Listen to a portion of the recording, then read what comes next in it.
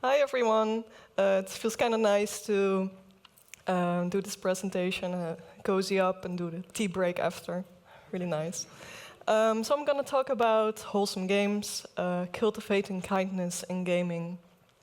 Basically today I'm going to talk about what even is Wholesome Games, how we've grown our community, also kind of lift the curtain on our process, never shared before. I hope I'm not breaking any NDAs today. And lastly, we're going to talk about how you as a developer can, in a way, charm an audience like this. Okay, a little about me. I'm Esmeé van het Hoff. Oh, my mouse is... So sorry about that. I feel like a middle school teacher. All right, so I'm a game artist and developer. I started about 2 years ago during the pandemic, totally lost. There were no jobs. I was completely jobless. So I kind of thought, well, the kind of games I want to make, well, in the Netherlands at least, it was kind of hard to find a position in indie development studios where those were mainly making the games I gravitated towards, smaller, cozier experiences, but they were out of money as well. And the bigger AAA studios, I mean, you see what my work's like. You don't see this at Guerrilla Games. It's fine. It's fine. We all have our own niche. So I started working on Tracks of Thought in my free time, which is a cute bug RPG shaped by your personality, which lives on Steam. And during development, and the pandemic hit, of course, I also stumbled upon Wholesome Games, and I became an organizer basically by intervening a lot with the existing organizers, thinking they could improve their stuff sometimes. And in a way, I scammed myself to be among this lovely group of people. I'm there in the middle. So somehow I ended up in a team with very talented community managers, game developers with over 10 years experience, and the community manager of Among Us. And we've never met. We've all been doing this Wholesome Games thing remotely. I really hope to meet them one day. I'll stop gushing about them. So what is Wholesome Games? For any of you, I would like to see hands. Who've heard about Wholesome Games before? That's actually a lot more than I expected. Wow.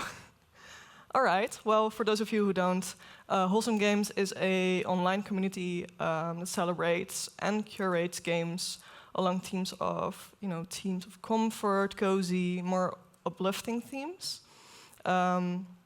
And it started in 2019 when a small group of developers they were in a Discord server of a very cute farming game called Ooblets, and they thought, oh, we really like these kind of games and we really want to make these kind of games. What if we, band together and make a server and we make a social media accounts and see where it goes?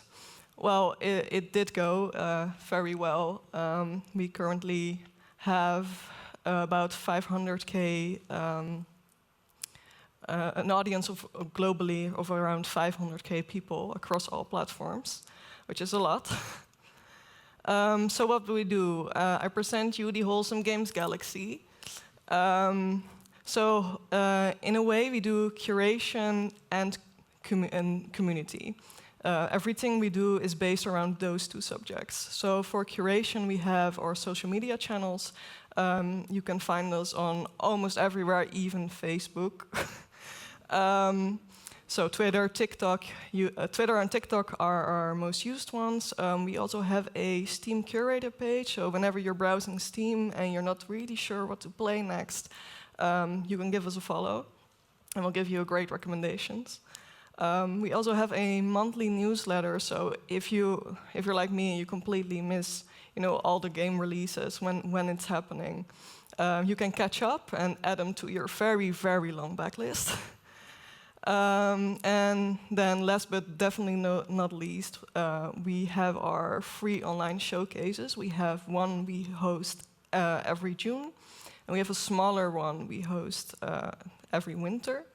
And in these showcases, we have a combined viewership of around 3 million people, and due to these showcases, we have about 200K wishlist editions across all the games that have participated. In these showcases, we also broadcasted with partners like Twitch, IGN, etc., to get, maybe your game in the future to a much bigger audience. When it comes to our community, Discord is at its very heart. I think we have a very unique situation in our Discord server, because we have a blend of the consumers, just the fans of Wholesome Games, who are just, talking about everyday things like, what did you get for lunch? Oh, I got a sandwich, with the developer of, their favorite game they've played a few weeks ago. And we really want to emphasize within the community that we feel like we need to connect instead of making it feel like we owe each other something. Like I owe you as a developer, I owe the consumer, and the consumer owes you money. That's not the way we think a healthy relationship in this sense of the word is built. So we are very active in moderating self-promotion. You go do that on Twitter. You go do that on TikTok. You don't do it here. Then we also find it very important to do charity work. So for the Wholesome Direct we've hosted last year, we got these great T-shirts, and all funds went to the Galaxy Fund, which is a great organization who grants funds to BIPOC and queer game developers. And lastly, most importantly, we try to advocate and mainly challenge what it means to be a gamer. Because I have a question for any of you in the audience. I can get a general vibe of the people I'm seeing here. When you were younger, did you consider yourself a gamer?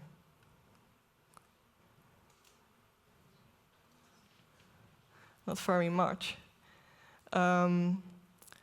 So we also felt the same. Like, you have this stereotypical view of what it means to be a gamer. You have these type of games you have to play, and if you don't like them, maybe I'm not into games after all. And that's what we wanted to change. Also, which games get taken seriously, because for the longest time, most money and most attention went to games who are more focused on a more, the opposite of Wholesome Games, which is fine. But we wanted to get room at the table as well. So yeah, for the longest time, it really felt like, okay, the games that make me smile, we have this Venn diagram, and the games that sell well. And in the middle, you have Nintendo, and there's nowhere to get there.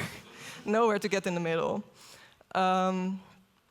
But Wholesome Games, in a way, have always existed. We have Lieve Oma, which is from our own Florian, Dutch game developer, Stardew Valley, Journey, Animal Crossing. There have been games with cozy and uplifting themes for ages, but there was still a gap to fill in a way where it was curated on such a big scale to people, and it was cool, and it's also cool to be a cozy gamer.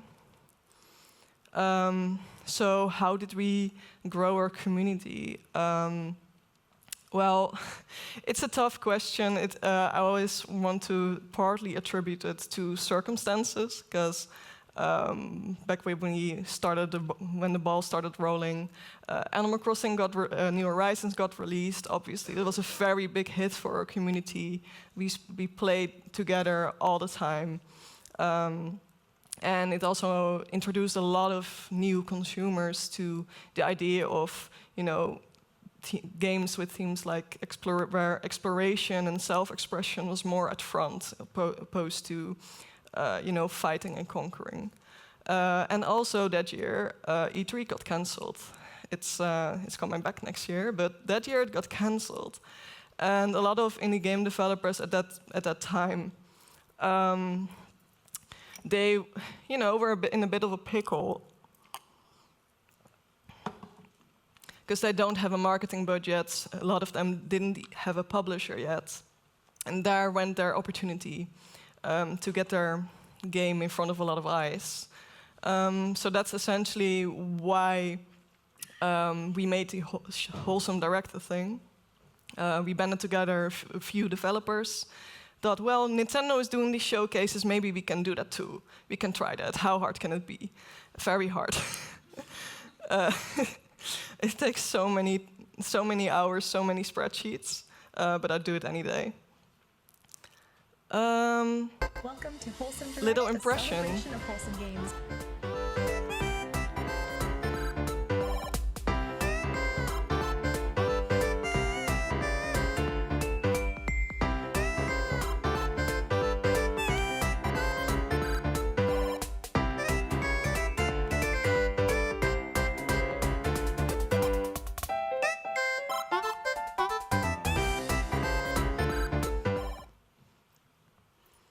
Any game you liked? Welcome No, to not again. We're not doing that again. Go away. Escape. Thank you. How do I get full screen again? Oh my god. Tech support, please. FL? Elf. Okay, let's try that. Thank you. I'm a professional gamer. All right, so what makes a game wholesome? That's a question we get all the time. It's a question we've avoided in the past to some discourse that happened. But we found that any efforts we put into defining it was kind of counterproductive. Like in the beginning, we had like a checklist available to all developers. Like your game has mostly cues visuals. Your game lacks conflict. Your game is mostly is also features positive representation. But in the end, what makes our genre very strong is that we're constantly evolving and finding out what it means to make wholesome games and, define it together. Because a wholesome game can also be about grief, and a wholesome game can also be about fighting your oppressor. And if your game is rooted in bigotry and discrimination, it can never be wholesome, even though it has the cutest frog. It can never be featured. So for a little intermission, I thought we could try to design a wholesome game together. I'm gonna need the microphone cube. All right. First up, I want to know an animal. Give me an animal. Any animal. No, microphone. Hands. You get it. I don't trust my aim. Mic check. I want to have a capybara. Capybara, great choice. We've already featured many capybaras. All right, and this capybara, let's give it a main action, but human action, like, grocery shopping, mail delivery. Please don't. It is a perfectionist. It's a perfectionist. Oh no, it's me. Okay. Challenge. Yeah, me too. Oh, that's a good one. Okay. So we have a capybara who's a perfectionist. Okay. And what's this capybara gonna do in our game?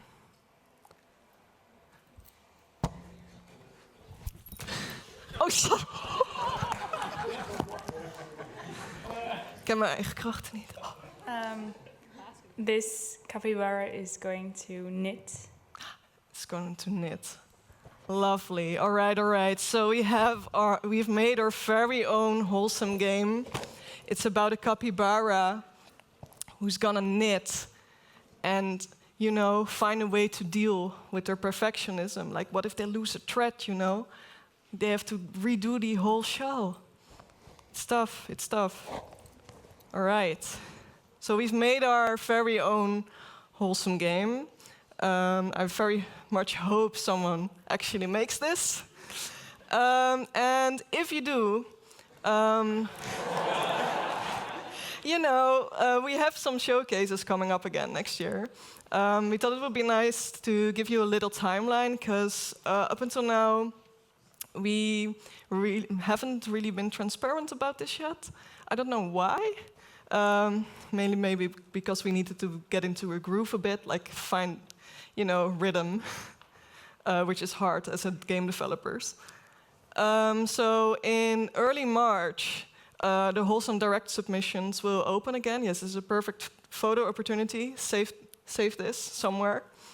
The submissions will open also for content creators. So if you're a Twitch streamer, YouTuber, and you're interested in, you know, co-streaming, live reacting to the showcases we make, you know, get in there. Then in late March, the submissions will close. And mid-April, all the acceptance letters will be sent. Early May, so you have about a month to get your trailers ready. The content submissions are due. We're lenient. Like, if you're a day or two late, that's fine. But don't be the developer that, you know, had me pull an all-nighter one day before because he made one little change. We're not doing that anymore. Then in early June, the Wholesome Direct is going to premiere.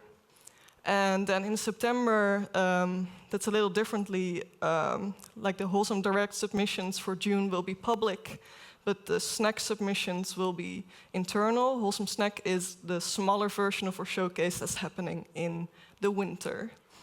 Then we also have a game jam here somewhere. You know, but this timeline is, of course, applicable to change. So for the most accurate information, always check Twitter or Wholesome Games, because if there's any changes made to our schedule, it will be posted there. All right, so what's our selection process? We haven't really shared this in the public yet. We're also a bit shy about it. But, you know, I kind of trust this audience. You all seem nice. So on what criteria do we select games for our showcases? And what can you do to stand out amongst the frogs and capybaras? All right, so most importantly for our showcases, we find it very, very important that they are as accessible as possible. So, you know, there's no fee at all. There's no entry level required. We've even featured many student games before. Anyone can apply. Anyone can be a game developer. All consoles and platforms are welcome too. We even had, I don't know if you know about the Playdate. It's like a little tiny 8-bit device with a little crank. We even featured a game on that platform. In the submission form, we'll also ask about what you think makes your game wholesome, which makes our jobs easier. And no worries if your game isn't a good fit for us. We have many connections in the industry, and, you know, we've had it happen multiple times before that we could just forward your game to another more suitable showcase. And of course, we're all, the people I showed you on the slide before, we're all game developers ourselves. So we know that, you know, all of our footage can look shitty, and can improve in a very short time with a bit of, but hopefully not with any crunching. And there are 3 types of features. We have a full feature, which is 60 seconds, a mini feature, which is 30 seconds, and a montage feature, which is 10 seconds. So our selection process, first of all, we do a first pass, which is the easiest because we currently have a database put up in Notion, where we can just filter on all the games that we featured before. Might see a familiar one over there.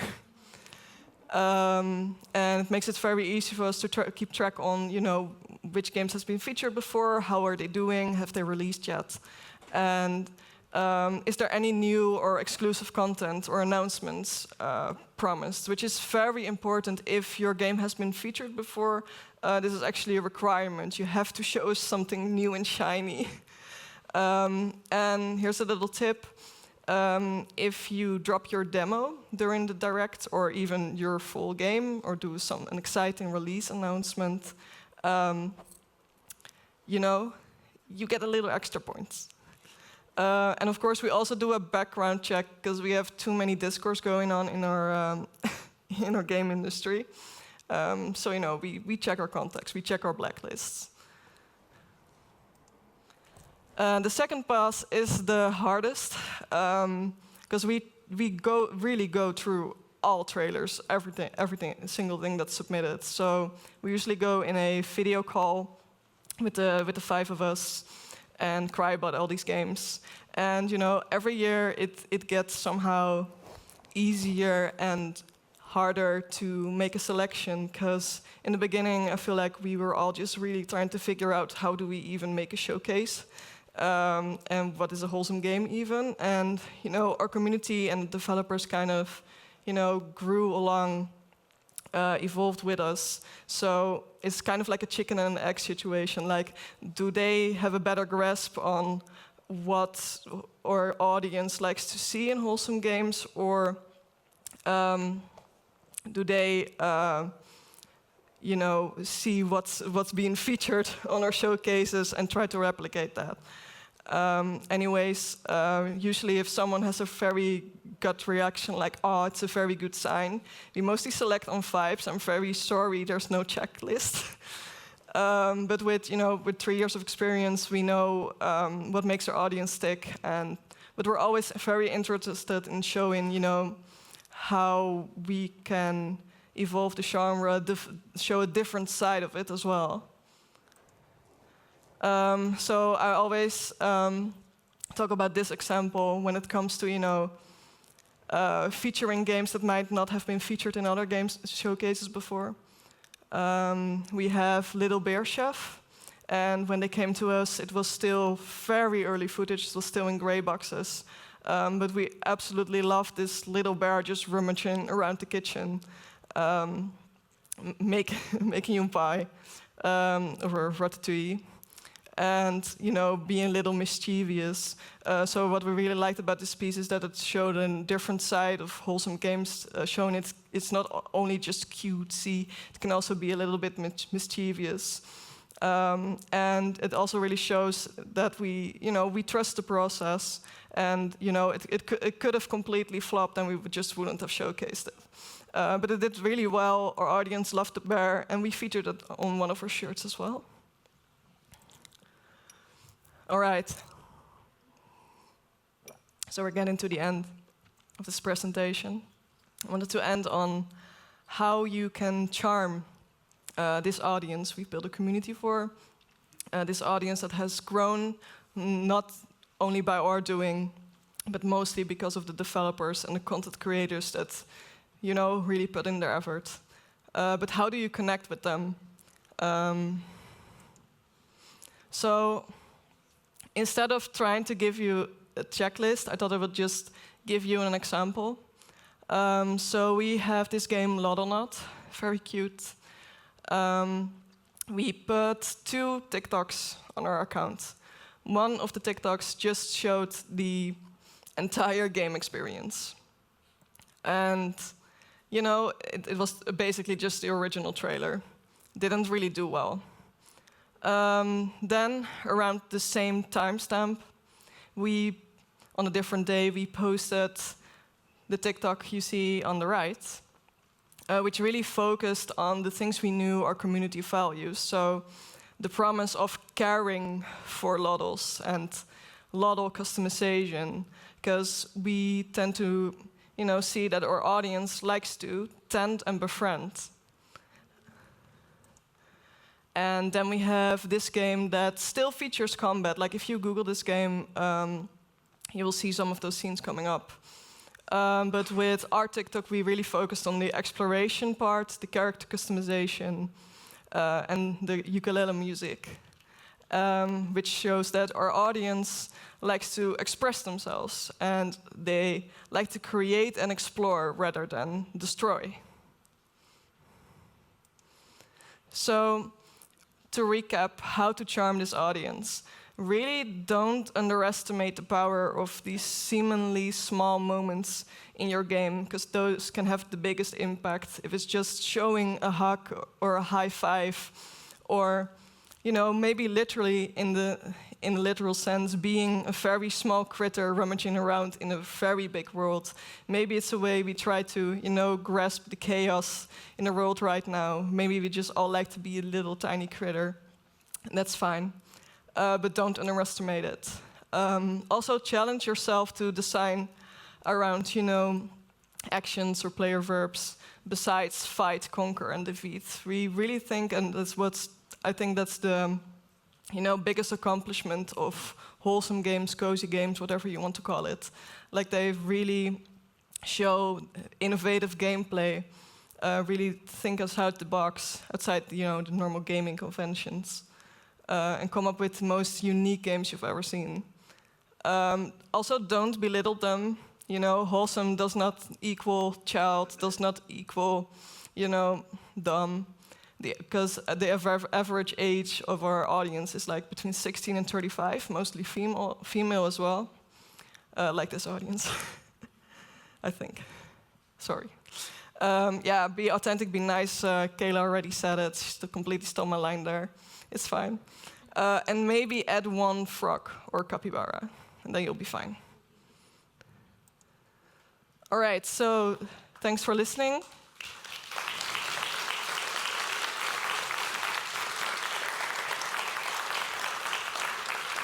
If you all just grab your phones right now and make sure you follow us on at least Twitter, at least.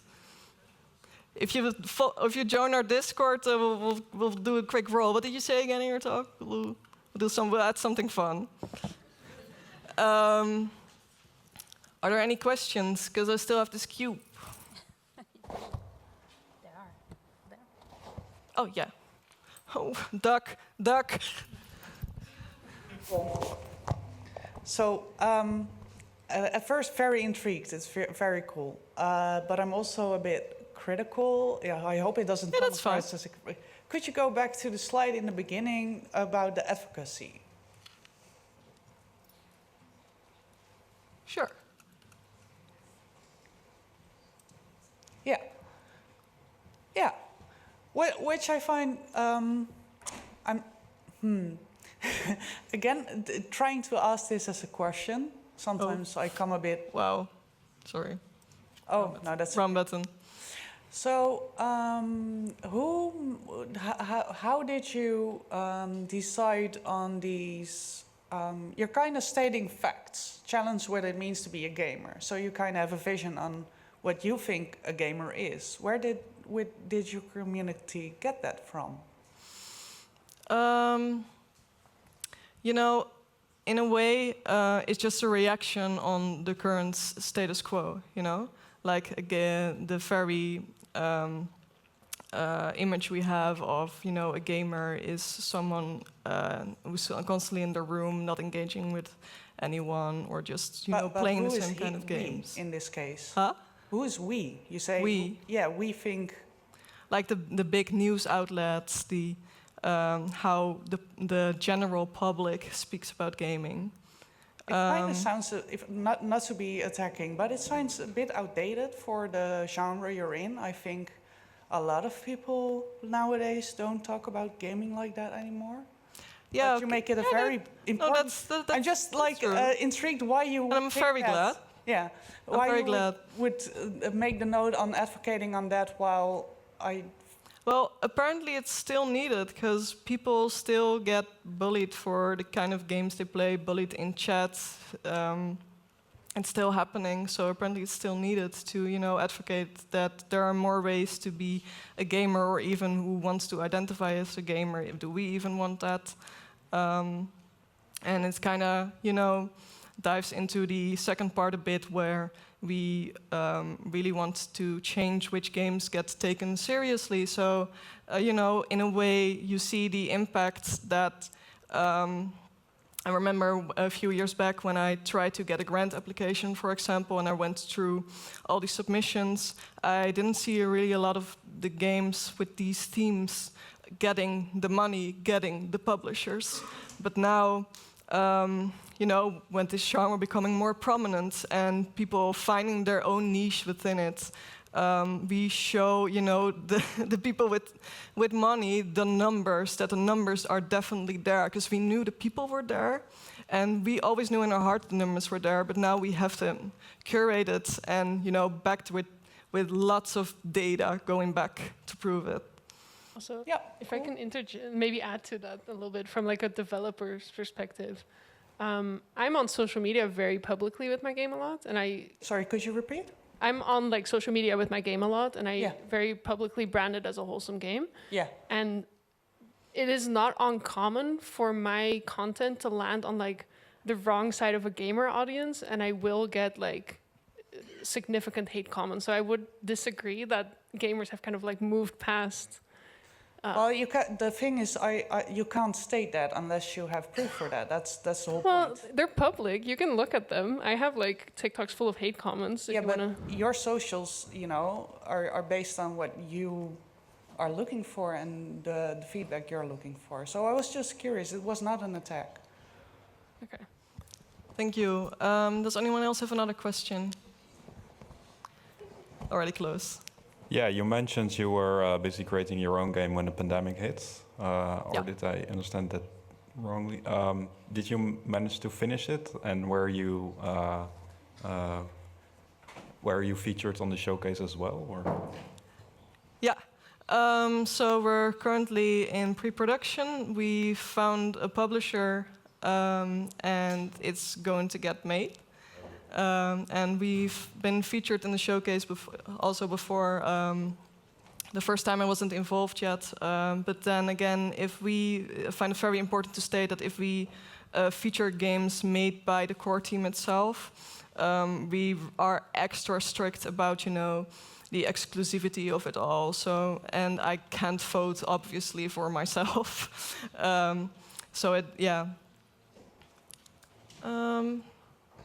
Okay, one last question. It's all the way up there. Okay, I throw it somewhere, and then someone else throws it further. Teamwork.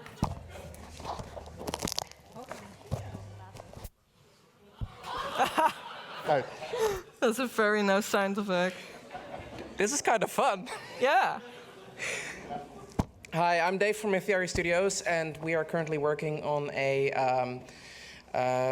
wholesome crafting game where a little robot guy is working his passion and making, crafting items for people. And we're thinking about adding VR to it. What's the general view of, first of all, cute robot people in the wholesome community, and VR? And the VR, well, we've definitely featured VR games before. Of course, as you might have already know, because you're a VR developer, it's less accessible, because you have to get the hardware. But it's still something we find very interesting. Actually, one of the organizers, they started their game developer journey working on a VR game as well. So it's pretty close to their heart as well. Cool. Okay. And what's the general opinion of cute robots? Cute robots. Yes, we need more. Great. We can do that. I think that's a great way to. Yeah, I think so too. Thank you so much for listening. Enjoy your tea break.